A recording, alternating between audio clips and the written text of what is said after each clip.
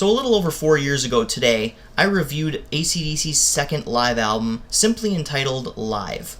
Right here for all to see, this is it, which was recorded during ACDC's 1990 to 1991 Razor's Edge tour and brought them to various locations such as Moscow and Castle Donington, and it was one of their best concerts they have ever put on.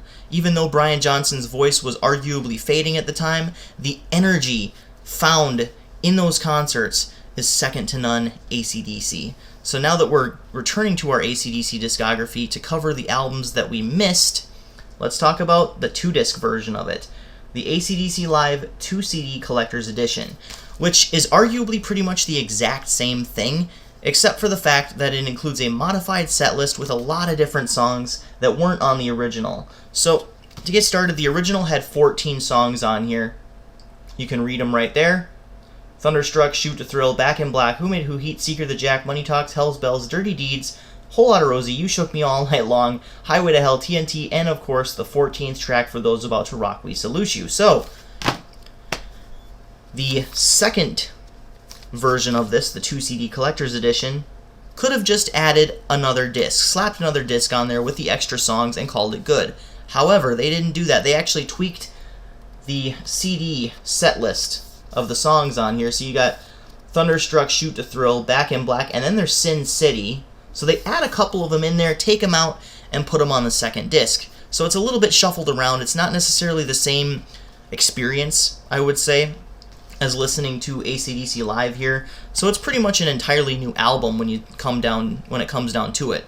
However, it still is, at its heart, AC/DC Live, Moscow, Donington, 1990 to 1991 Razor's Edge tour. So it's pretty much the exact same experience, however, albeit a little bit different.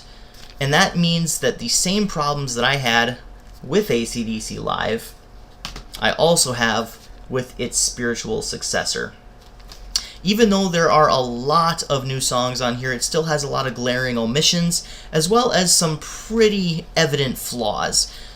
Given the fact that this was recorded over a 2-year period, 1990 and 1991, it's not from a specific concert like their other 2 live albums, Live at River Plate, which would come 20 years later, and If You Want Blood, You've Got It, which was about 12 years before this album, I believe.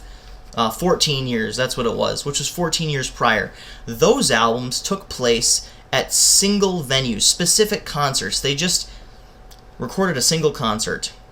Live at Apollo, Glasgow, Scotland, Apollo Theatre, and of course, Live at River Plate, Argentina, for the 2009 concert. So, with this album, and of course the one that came before it, they take the best songs off of that tour and slap them onto a live album. Now, this is good for a number of reasons, but it also has its drawbacks. The drawbacks being, since these are recorded from different areas and different venues, different settings, they don't necessarily have the same cohesion and the same feel as just listening to a concert all the way through, like their other albums. Some good things about this, of course, being the fact that it is, of course, the best versions of each live rendition of the songs, but they fix them anyways. They fix the audio in a lot of them, especially in the DVD version of Live at Donington. I personally think they maybe should have just released Live at Donington, which I actually have right here. Live at Donington, which is taken from the same tour, 1991, Castle Donington. I think that if they would have just taken what worked with Live at Donington and slapped it onto a CD, it would have been a better experience. However, then we would be missing a lot of tracks that would appear on the collector's edition right here, such as, I believe That's the Way I Want to Rock and Roll. They didn't play. Some of them are actually from Donington, like Fire Your Guns, I believe, is on the live Castle Donington DVD here. And I think it's the exact same release of it, the exact same version that they use on this live album. But like I said, it doesn't have the same cohesion, and that's one of the biggest problems I had with the original AC/DC Live.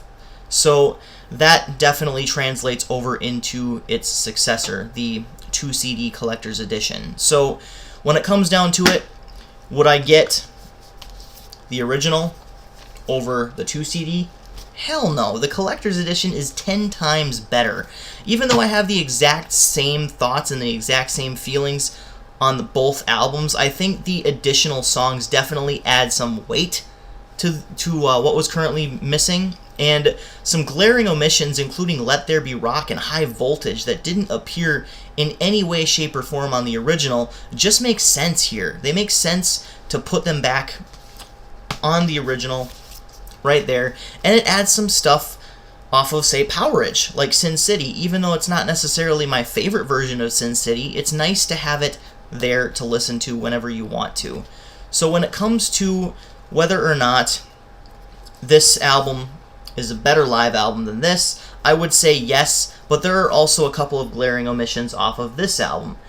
They put That's the Way I Want to Rock and Roll on this album, but they don't put Hell Ain't a Bad Place to Be. And that's honestly one of the most glaring omissions on this album, because every single live album that AC/DC has ever put out, bar AC/DC Live, has had Hell Ain't a Bad Place to Be on it. And it's weird, especially because they played it on their tour for those 2 years, 1990 to 1991.